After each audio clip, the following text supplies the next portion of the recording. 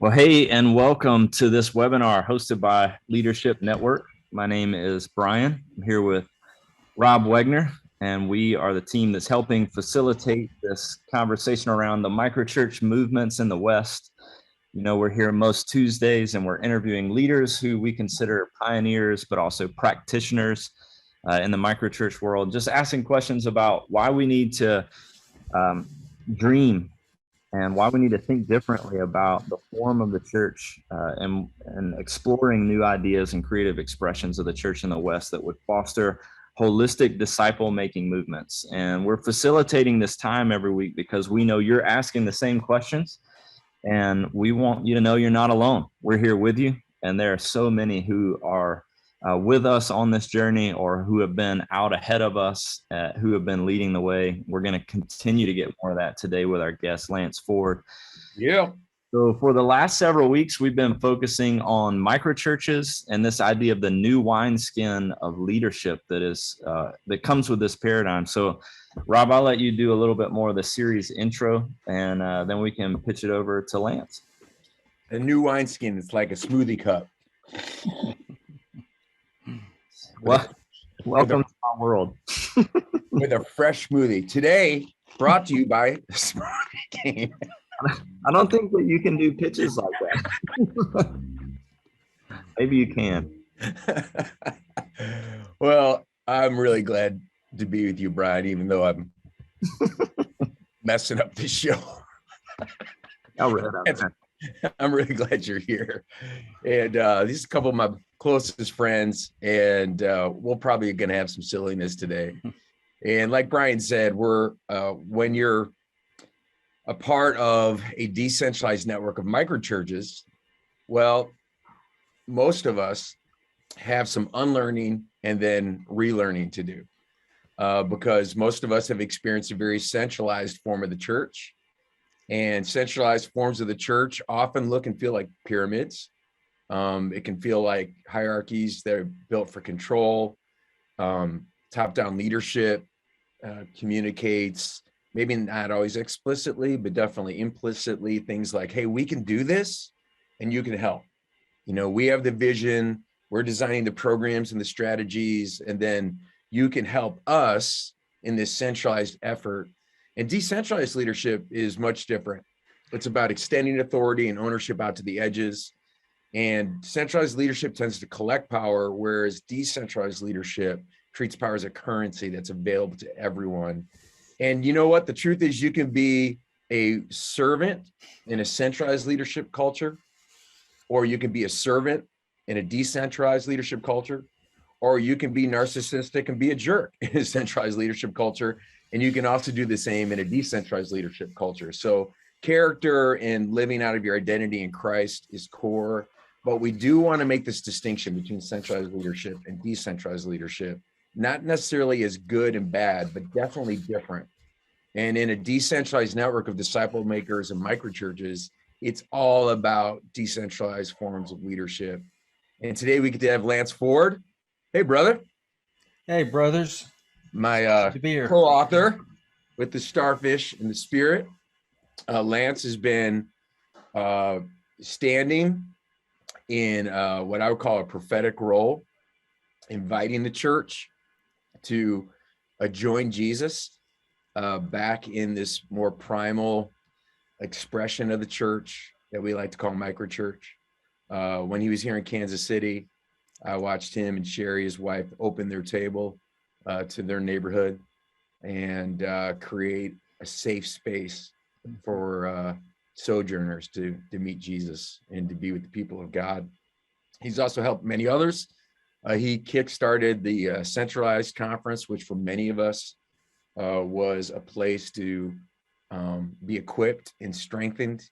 He was central in launching the Forge Mission Training Network here in the United States. And then he and I are working together with Alan and Rich right now in the Movement Leaders Collective to launch actually a whole new accelerator that's built around decentralized leadership. So Lance, so glad you're here, man. And so glad you're part of this conversation today, man. Well, it's always an honor to be invited into, wider circles. and anybody that's interested in hearing and listening. So Where's your smoothie? Where's your stop the smoothie stuff. We've got our metaphor. It's starfish. It's not smoothie. So save that metaphor for another time. I said it so Brian wouldn't have to say it, right? That's right. Hey, Lance, why don't you I give wish a? you guys would just relax and we could go get some smoothies. We have some big things to talk about, and you're distracting with the smoothie. Sorry. Let's Lance, redeem the time, for the days are evil. You're not in Kansas City anymore. Why don't you give a little bit of intro on where you are now and what's going on in your world? Well, I live, and I wish I was in Kansas City. Favorite city I've ever lived in. Come on. Not even close. So I'm in Panama City, Florida, basically the outskirts of Panama City, Florida, where it's hot and humid, but the beach is accessible. So we've been here for a few years. We moved here really to be closer to my wife's parents, and so I do what I do, as so many people do. A lot of it's remote and everything. So that's where we do our stuff from here. Cool, man. Well, it's again, from my side of things, I know you and Rob have had a much longer relationship, but every time I've been with you, I learned something. So it's a joy to have you back, or to have you with us today, just to talk through a little bit of what you guys worked through in Starfish, and then how we can think through this decentralized leadership conversation, because it really is such a, like Rob said, I think it's one of the harder components. Like, we want to get around this idea of microchurches and how they're networked together. We want to talk about how we see that moving through a city, but it does require a different way of thinking and how we network people together. So good. Yeah, today we want to do this comparison between triangles or pyramids and circles. And a circle is a fractal for structure, for a decentralized network.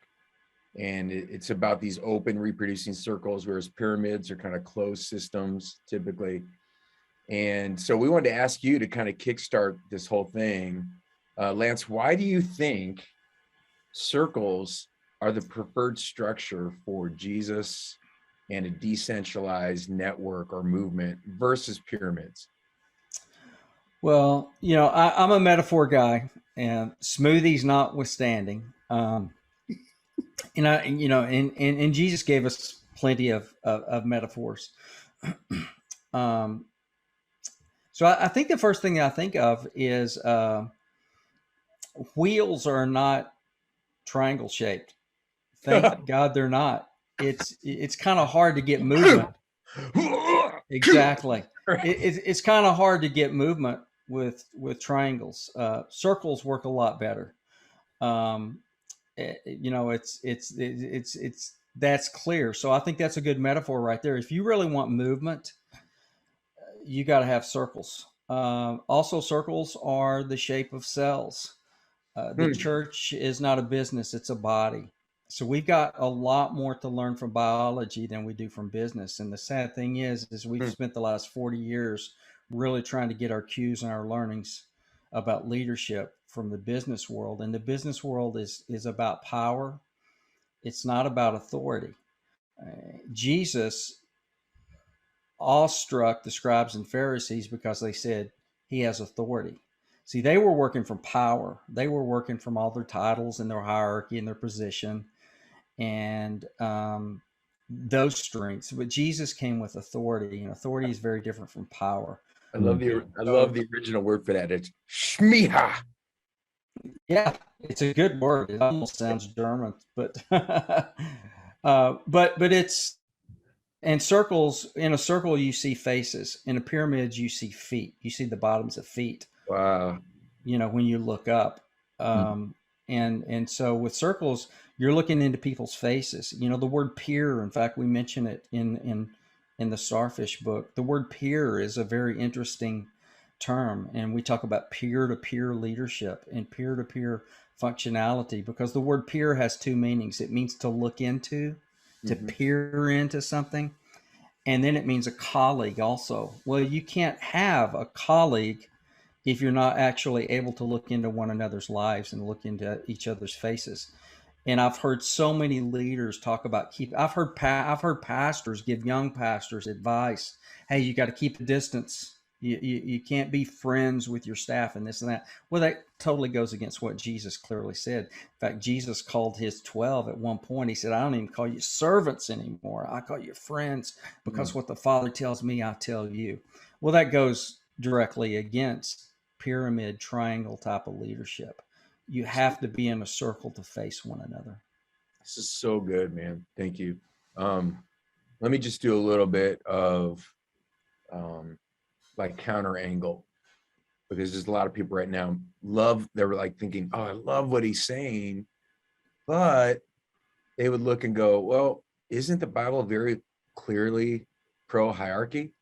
Like in the Old Testament, there's the king and the priests and the prophets, and then it seems to me in the New Testament, there's a similar type hierarchy where you have apostles and, there's deacons and elders, and there's clearly, so what do you do with that? Isn't it a pyramid, both Old Testament and New Testament? Or are we misreading that? I'm just throwing that out there. I imagine some people are thinking that right now as you're saying this. Sure. Yeah, much of the Old Testament, I'm no scholar. I never project myself as a scholar, but so much of the Old Testament is to show us how everything we try to do in the flesh doesn't work. That's a big part of what the Old Testament does. Wait a second. Wasn't there that bit where he was like, no, you don't need a king? Wasn't there something? There was that. And so I think that when people bring up the kingship of the Old Testament, I just always like to say, yeah, and how did that work out? Yeah, that really worked really well, didn't it? So, but we do have a king. We do have a senior pastor. His name's Jesus. Yeah. And that that job's not going to open up and be available for anybody else anytime soon or forever. So he is the chief shepherd. But one of the problems is that we have a tendency to interpret the Bible with our present day definitions. And so, like, for instance, Hebrews 13:17 says, obey your leaders, submit to them who are over you. It's clear. Well, how do we interpret on that note? Would you shut up? Exactly. We got to get going here. So the thing is we have to interpret Scripture with Scripture, and I think the first lesson of interpreting, like, for instance, the epistles, is we have to first of all interpret them through Jesus and interpret them through the Gospels. So if Jesus, if in Hebrews 13:17 it says obey your leaders, first of all we need to go back and say, okay, what did Jesus say about leaders? Well, one of the first things he said in Matthew 22 is don't call yourself one. Mm-hmm. Don't even call yourself a leader. And what is the definition of it? Well, in the Greek, the word leader there in Hebrews 13 is the word that literally means to give aid or to be out front. Okay. Well, that's a different twist on what so much of us have looked at leadership as, because we've looked at leadership as to be over. And then when the word in Hebrews 13:17, when it says obey, that which seems, well, that's clear. Obey, do what the guy says. Well, the word obey there means, in the Greek, it means to be persuaded by. That's right. To lean into. So that says two things. That says for a leader, you should be someone that people want to lean into, that want to be persuaded by. But there's no compulsion of power in that. We know that because we go back and we let Jesus interpret leadership. And when Jesus says the Gentiles exercise dominion over one another, it will not be this way among you. And he says it over and over and over. Listen, anytime Jesus says something one time in the Gospels, it's important. But when you say it when he says it multiple times, that should be a real clue. Like, he really wants us to get this, when he will say, again, I say unto thee.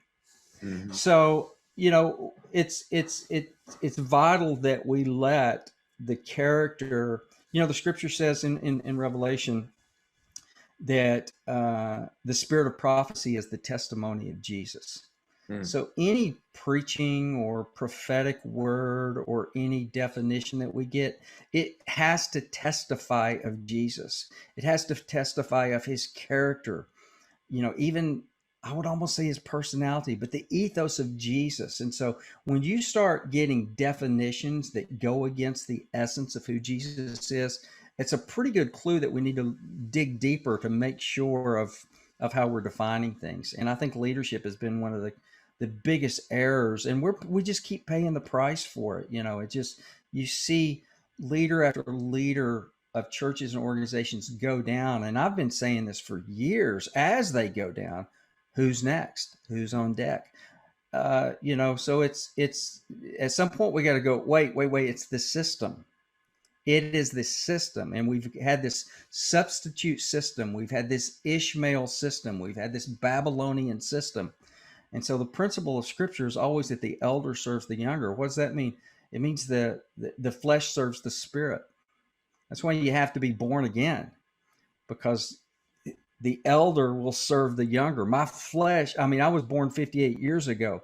I was born again about 41 years ago. Well, the elder has to serve the spirit. This old 58-year-old body needs to obey the younger spirit that's been born again. I really went on a dog trail there. I'm sorry, but I think this all speaks to the way that we have ingested leadership theory straight out of the world, and gotten our definitions, and we're paying the price for it. Yeah, I want to put some context on this and pull us into, we got this conversation about microchurches, and we're having this conversation about this new wineskin of leadership. And you said a minute ago, if we want to see movement, we got to go to circles. We've had a structure and a form of church, and you're suggesting that we borrowed the business principle and put a form on that, because that's what people probably have always done. Even in this conversation going all the way back to the Old Testament, we want a king. Mm-hmm. We want something in power.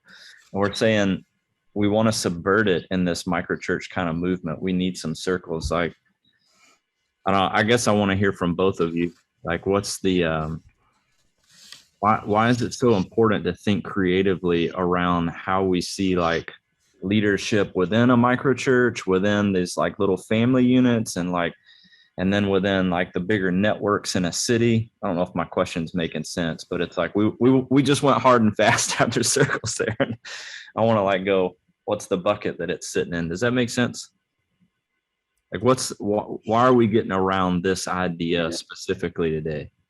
I'll kick it off and then I'll hand it to Lance. So I think if you look at the New Testament story, and then if you look at how movements have grown around the world, and then especially if you do a study of the book of Ephesians, what I see is Ephesians starts with this vision of gospel saturation, heaven and earth being reconciled. It's massive. But then when it gets into the very practical end of things in the back half of the book, and it talks about the equipping of the saints for the works of service, then we get this picture of a Christian household, or an oikos.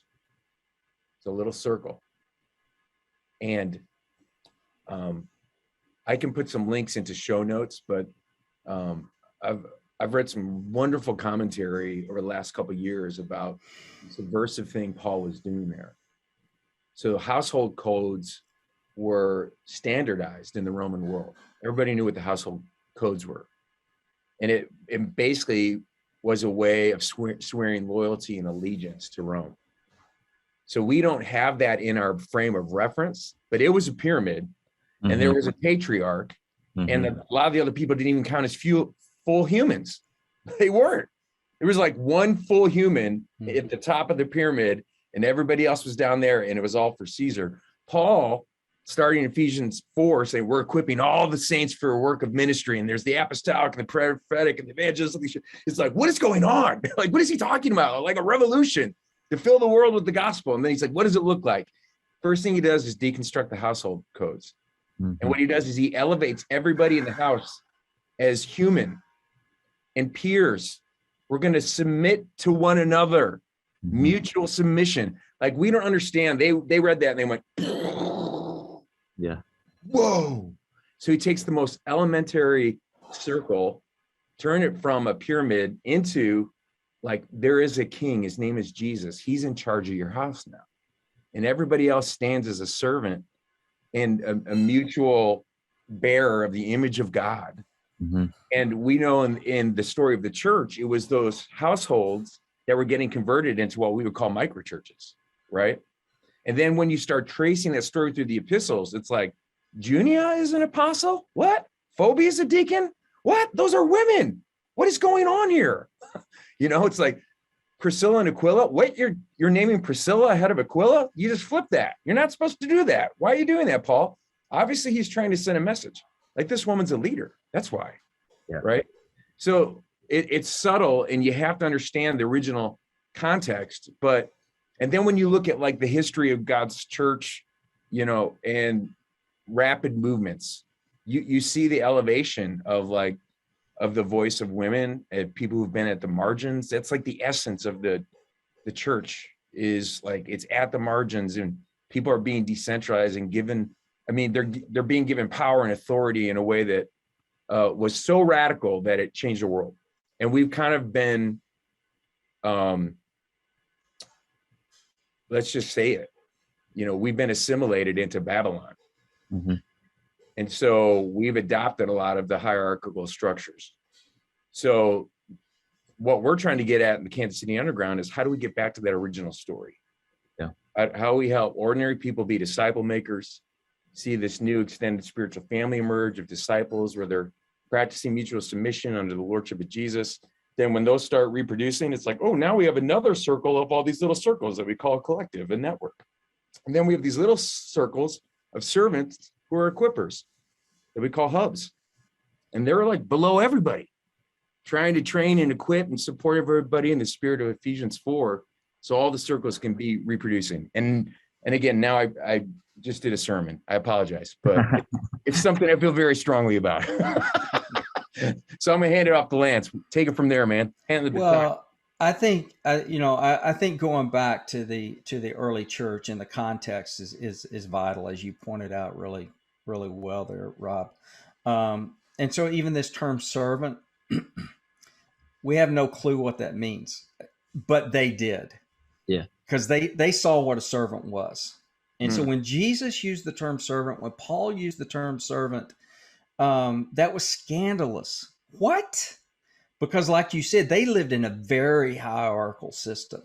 They lived in a system of kings and rulers and Caesars, and military dominance and power was all around them, and freedom was not there. And so when Jesus and Paul uses this term servant, it's like, that's the last thing the 12 wanted to hear. Holy crap, are you kidding me? We've left everything to follow you and do this, and you're giving us that job? I mean, if any of you remember back, like when you were in school, when you were in high school, so I was in Texas. I grew up in Texas, so play football, play baseball. Those are my two main sports. And do you remember there would always be the we just called them the manager. They were the equipment manager. So, you know, these were the guys that we looked at as like, these guys, they're not good enough to be on the team, but they want to be around the team. And we they get everybody a smoothie. They do, right, on call. But we treated them terribly. We treated them like crap. I'm sorry. That's the best way I can say it. Sure. We treated them bad. We treated them like dirt. But they were important. They were the ones that got the equipment ready. They're the guys that had the practice set up, that had the infield drug and striped and ready to go, and had all the gear there, and set up the timing with the trainers for the health and all that. They were vital and they were important. Professional baseball and football teams, they understand that. They appreciate their equipment managers and stuff. Those guys are the servants. Well, so here's the deal. So Jesus is sitting around. Jesus comes around this group of all-star athletes. These guys that are superstars, man. They are the best players. They are incredible. They are gifted. And he says, I want you to be an equipment manager. That's what I want you to be. If you want to really be the most important part of my kingdom and part of this team and help us win a championship, okay, I want you to be the equipment manager. What?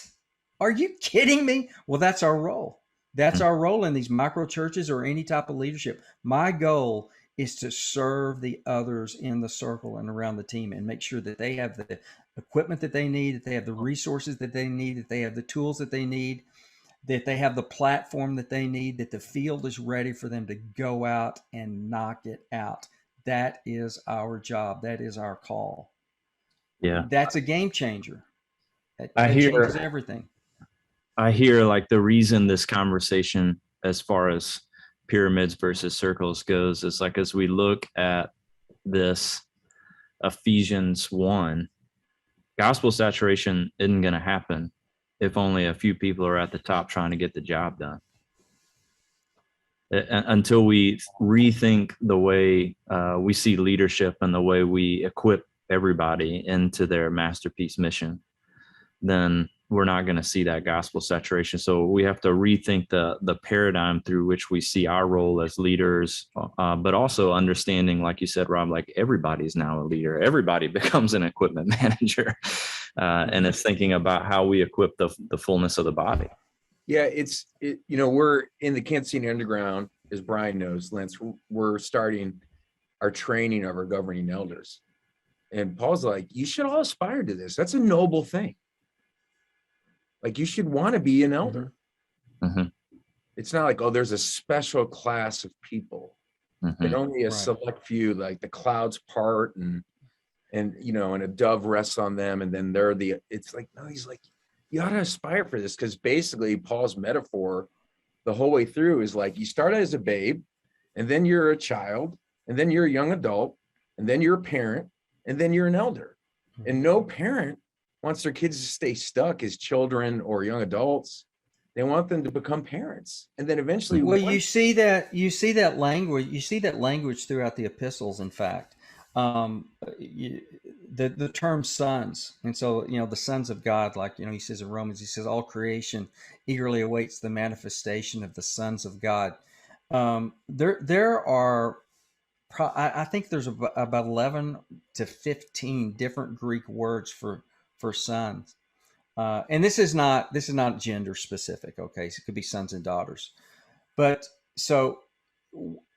When Jesus talks about you must become like a little child, that's the word napios. So that's the small, kind of the toddler type of child, that just innocent child, that suckling child.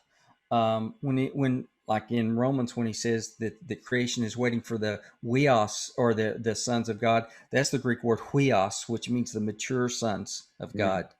But then you move on up to what you're talking about, the eldership. This is the pater. This is the father. Okay, this is the elder now, the one that has had plenty of rodeos, has pretty much seen it all, is at ease in a good, healthy way, that doesn't give a rip what others think, not with a boastful attitude, but in a healthy attitude of like, hey, I'm in the audience of one here. I'm serving him, and I don't have to prove anything. Hey, I've lost my hair.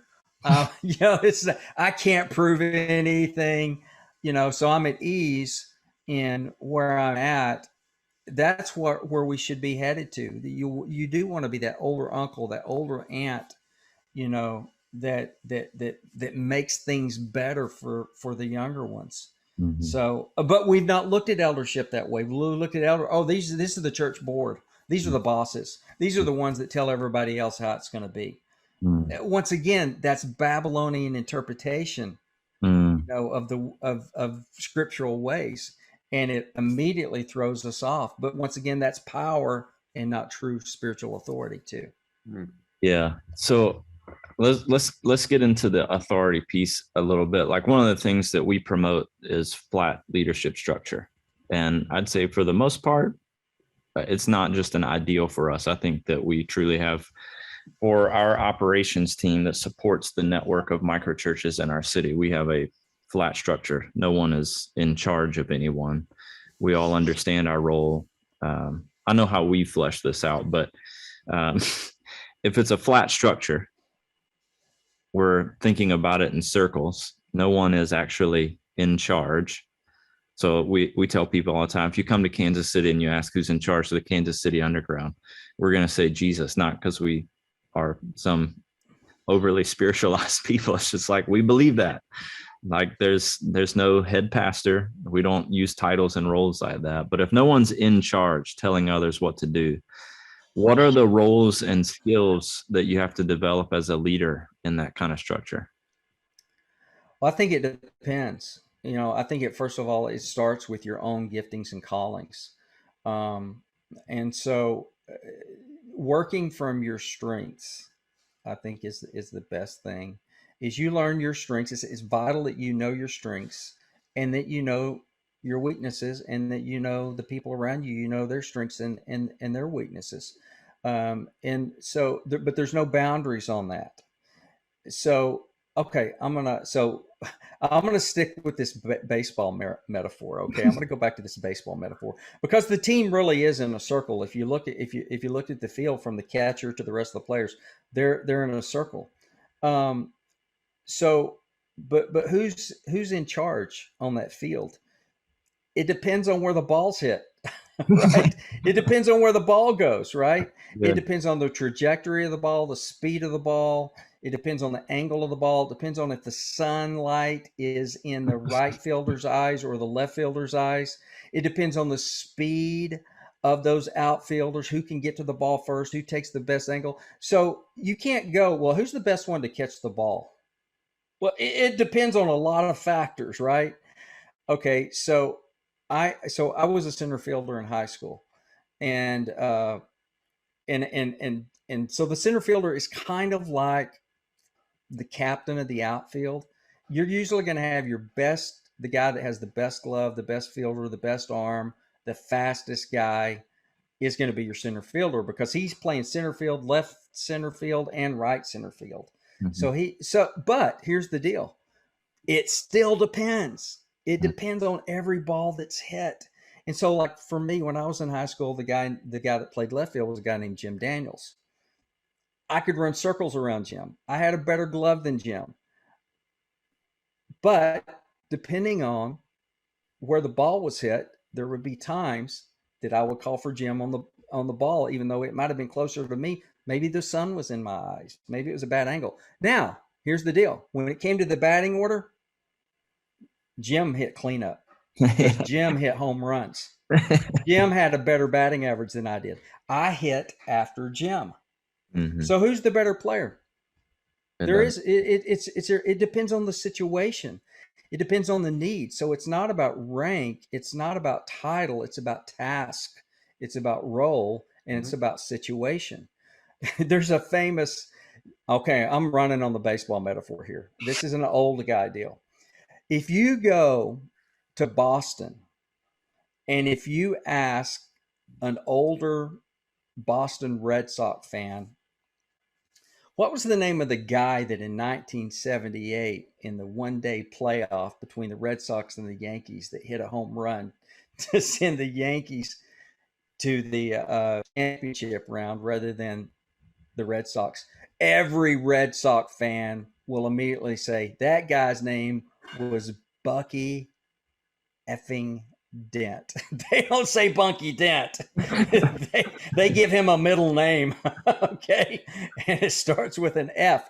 Who was Bucky Dent? He was a light hitting shortstop that hit like a $182 that choked up on the bat. And lo and behold, in the 8th inning of that game with the Red Sox ahead, but with the Yankees with 2 guys on bat, Bucky Dent hits a home run over the big green monster.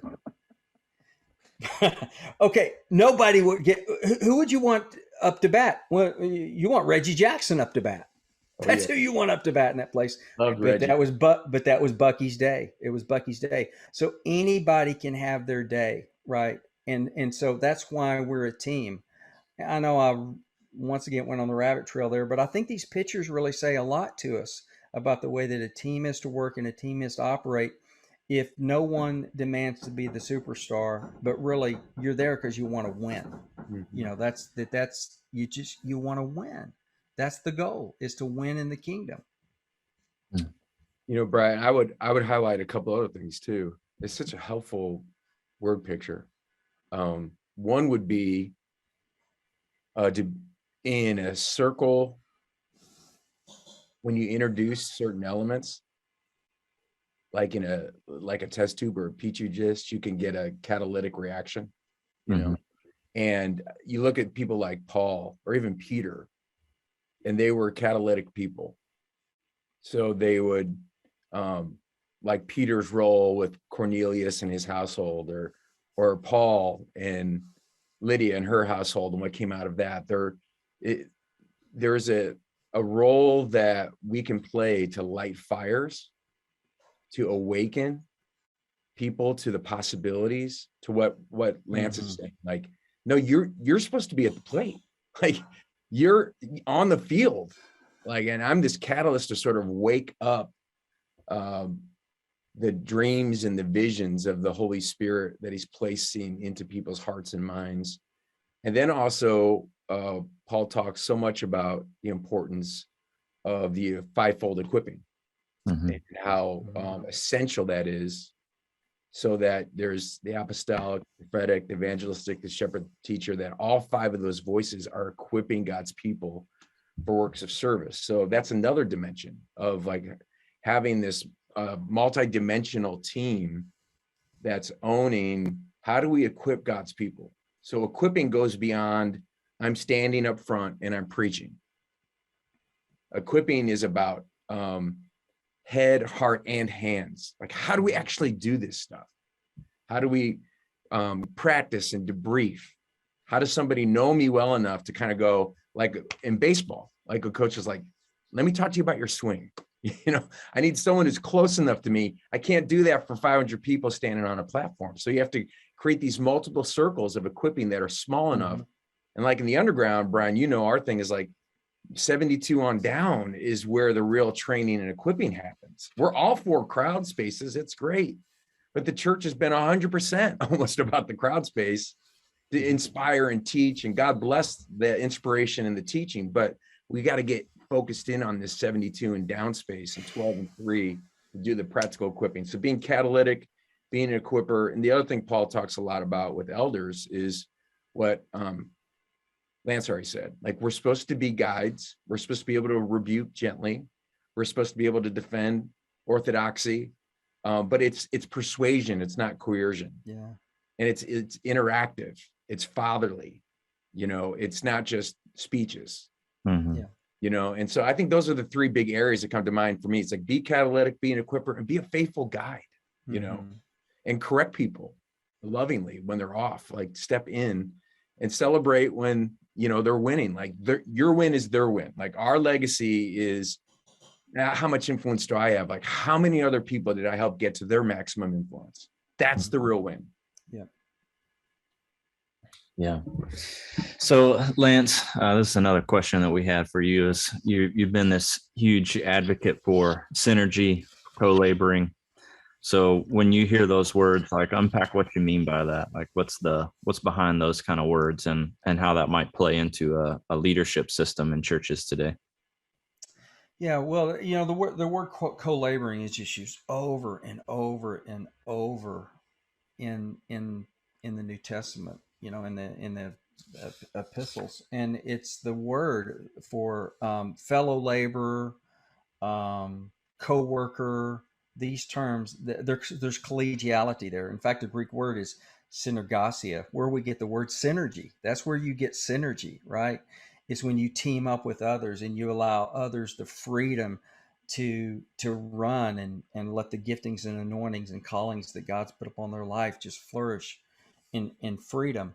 So, well, that you can only do that in a flat leadership. So, for instance, here's one of the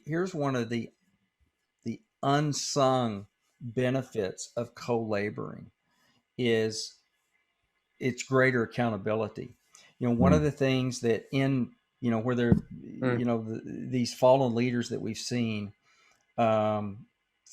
the Mars Hill podcast and everything, everybody always says, well, there needs to be accountability. What happened with Bill Hybels at Willow Creek or Rabbi Zacharias? Well, we need accountability.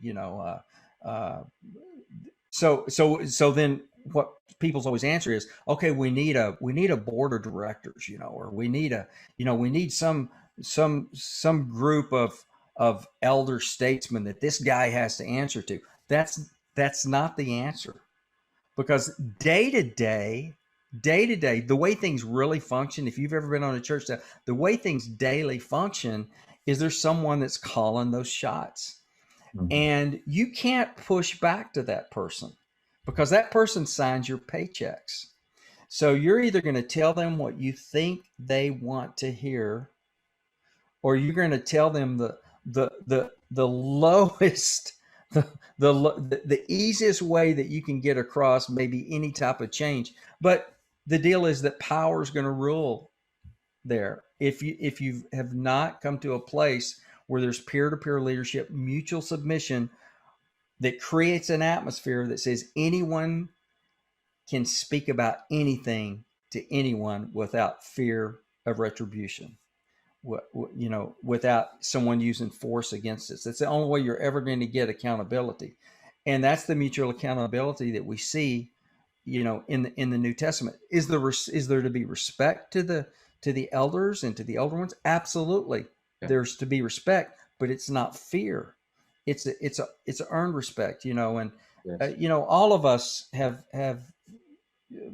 with our Kansas City roots, we've talked about our dear Dan Sutherland, and just what a great pater he is, what a great father he is. He has this authority, but it's not fleshly authority by any stretch. Mhm. I mean, you can't look at Dan and his saggy blue jeans and his, and his unkempt hair, and his flopping around in his Texas boots, and everything. I mean, but he carries something, but it's not forced from his flesh. But you feel a freedom around that guy, and you also feel a protection around that guy. Mm-hmm. But Dan will just sit down just as easily and let you speak into his life. If there was a correction that you felt like you saw that you need to bring to Dan, there's not one of the three of us that would be afraid to sit down with Dan and share it in love, because because of that persona of collegiality, Mm-hmm. of co-laboring. And that's what it means to be a servant leader. Mm-hmm. I just assume that most people that are watching, listening, are going, yeah, we have that. Yes, I mean, totally. That's who I am. I'm like that. Now, I doubt most people below them necessarily feel that way, but it's like, how do you? Here's one of the things I say to that, Brian. I always ask guys that think that, and because I've had guys say, "Oh no, we've got that. My staff's not afraid of me." So I'll ask them, "Can they say no to you?" Yeah. When's the last time they did say no to you? Or okay. When's the last time you had a hard conversation about, or somebody brought an idea and you felt threatened? Mm-hmm. Like, uh-oh. Or when's the last time they spoke into your life the way you speak into their life? Mm-hmm. When's the last time? Look, here's the deal. When I was a local senior pastor, here was the deal. When it would come time for us to expand our elder team, one of the things I asked the residing elders to do is as we would like consider a quote candidate or someone new, I would say, look, here's the one thing I would ask is that one of the qualifications, besides the ones that Rob laid out there from Scripture, is from a human standpoint, is that we only consider someone. First of all, you don't lay hands suddenly on anyone, so you've got to have some history. You got to have some good history with these people, but that we only consider someone that we have actually experienced some degree of conflict with. Okay, now that sounds like what? No, because I want to know how you react in conflict. I want to see if you fight or if you take off. I want to know if you've got the persona and the guts to speak to me, to push back against me when I need correction as a leader, because I need that. That gives me protection. Mm-hmm. If you're not willing to do that, then you're just going to be a yes man or yes woman. And so all that has to do with the culture that you set, obviously. Mm-hmm. But too often, these elder teams really are. We pick people that we know are going to say yes to us. Or here's the other thing we do. We choose people that we know don't have the talent and the gifting and the ability that we do. You ever remember, like back in high school or something, if there was a bully, you ever look at the guys that hung around the bully? Like, let's take Back to the Future, for instance, Biff. Those goobers that hung around with Biff, they were idiots. Biff chose them because they weren't as tough as he was. They weren't as sly as he was. They were just flunkies, man. And so bullies always choose those type of people to be nearest them.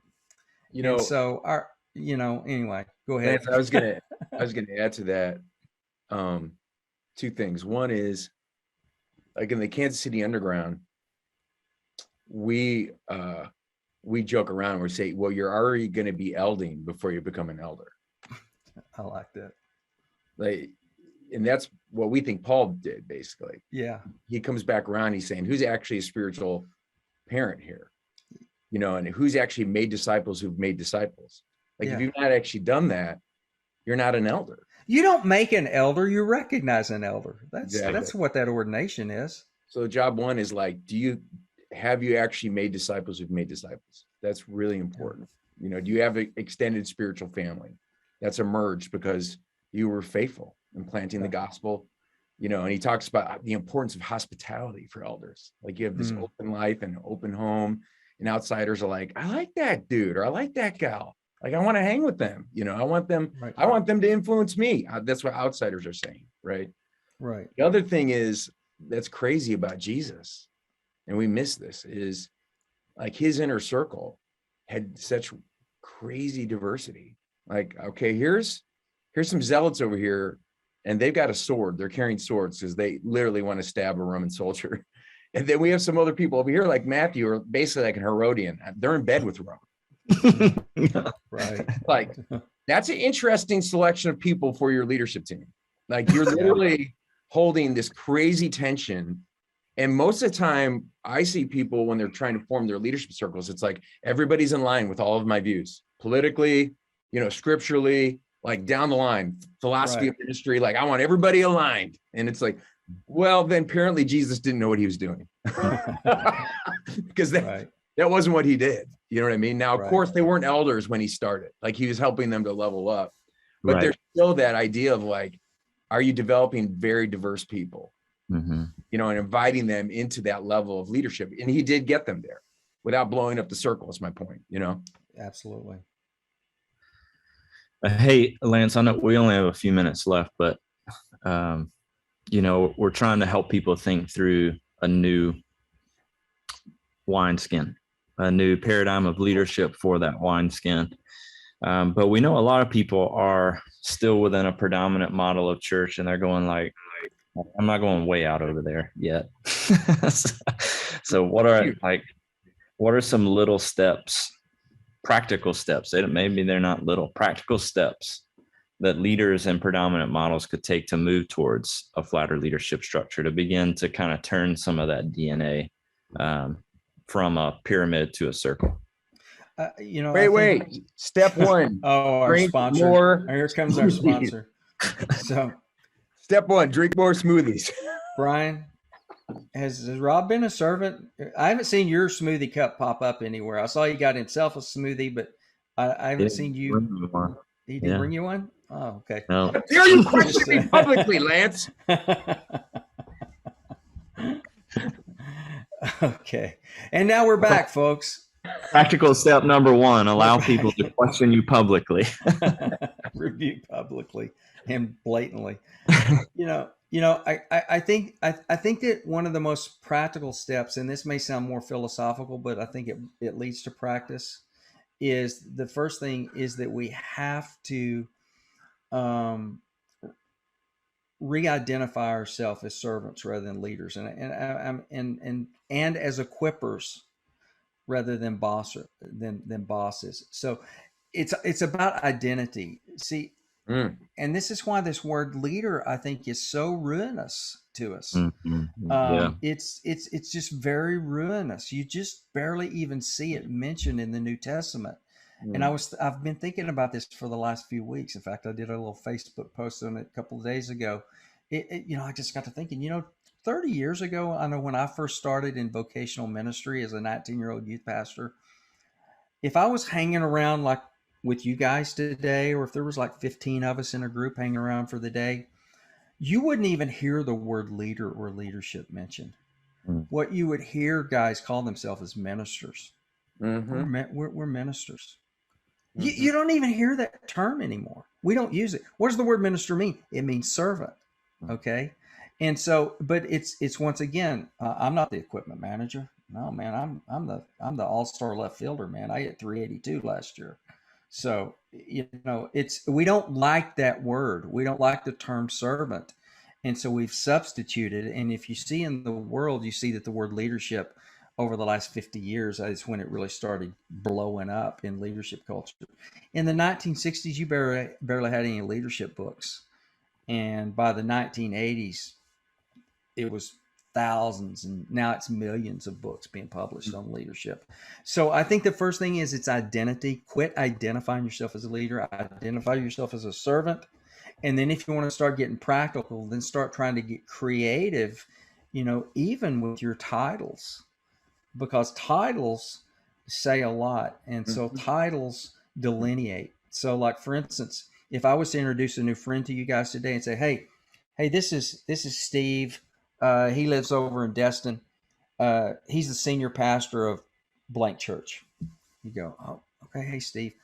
But if I was to say, hey, this is Steve. He lives over in Destin. He's associate pastor at blank church. Here's the deal. In our minds, just in a nanosecond, there's a little flicker. We categorize Stephen by that title. And if I am a senior pastor and I'm introduced to Steve as a senior pastor, then I'm like, okay, you're up here with me. But if I'm a senior pastor and you introduce Steve as an associate pastor, I immediately go, oh, well, he hadn't quite made it yet. He's in the minor leagues. That's just the way psychology works. It's true. I used to joke around at Granger, and I even threw it in a sermon one time. It's like, I'm the associate pastor around here, so if you abbreviate that, don't. You would laugh. That's who I am. Yes. But I love that is a courageous way to take the current system and use it prophetically to make people stop and go, huh, that's interesting. Yeah. And because here's the other thing I think it can do for us is if we're really serious about this stuff, and this is why I am always about titles, is because Jesus was very clear on this stuff. Don't call yourself this. Don't call yourself that. Don't call others this. Don't call others that. And he says, because you are brothers and sisters, we're siblings. So part of the courageous piece of this, if we would do this, if we would start moving towards this in our churches, here's the other thing, is it evokes curiosity. So I guarantee you, if you start changing your titles in your church to things like that, like what Rob just said. Not like that, no. But you can make it about function, right? Make it about function. That's what I'm saying is you start playing around, with functional titles rather than rank-based titles. New people in your church will go, because here's what people always go: who's the senior pastor here? We don't have one. Oh, really? Are you got an interim? No, we're a servant-based culture. We believe Jesus called us to make it. Opens up the conversation to unpack it and say, this is what we believe about the kingdom. This is what we believe. We believe that we are called here as leaders to equip you as a member to to flourish in the places you live, work, and play, to flourish in your community, to flourish in your job. That's why I'm the equipment manager. That's the way we look. See, it just opens up the curiosity. So I think that those are some practical ways that we can start out, but there's dozens of practical ways depending on what level you want to go at it. And here's the thing, don't just wipe out your structure. So I'm not saying, hey, if you're in a pyramid structure, man, take the bulldozer to it, and just take it down. Because here's the deal. Decentralized leadership doesn't happen in the vacuum of hierarchical leadership being wiped out. So you need something to come in and grow up through it and to overtake it. And that's the seed of the gospel will do that. It's plenty powerful to do it. Well, hey, buddy, I got to interrupt you because we got to wrap it, man. But thank you so much. This was very, very meaningful to me personally. And I really think this is going to help our growing community that's leaning into this conversation. I do want to say we have a free webinar, Lance and I do, and also Alan Hirsch and Rich Robinson will be a part of it. We'll put the link inside the chat there, and that's coming up in August. And it's an Eventbrite page where you can sign up. We're actually kicking off this fall a 7-month coaching journey for people that want to build a decentralized leadership culture. And so we can do that kind of slow bake and slow transition that Lance was talking about. So if you're interested in that, come to the free webinar. We're going to share more about that. Hope you can make it. We will include a free smoothie with every webinar registration. And one last thing, please be here next week. We're going to talk about the new scoreboard in a decentralized leadership model. We're real clear on what the old scoreboard is. Typically, we're counting noses and nickels, buildings and budgets. What's the new scoreboard? What do we count? What do we measure? We have an amazing conversation with Josh Howard, who is leading in a genuine DMM movement, CPM movement in India. They've already just this year, they've seen, I think, more than 3,300 microchurches emerge from disciple making by ordinary people. And so they have an incredible process of tracking data and what matters and why it matters. So we're going to dive into that because we need that new scoreboard, because what you measure is what you end up celebrating and what you start working towards. So that's next week. So join us at the same bat time, same bat channel. And Lance, if people want to learn more about your books, your ministry, is there any particular place they should go? Is Facebook the best place, or where? Yeah, everybody can always connect with me at Facebook, so I don't like to have a lancefordministries.com or anything like that. So Facebook. Don't worry, we'll get you that $65 million jet plane someday. That's right. Sow your seed right now. Your Isaiah 65 blessing.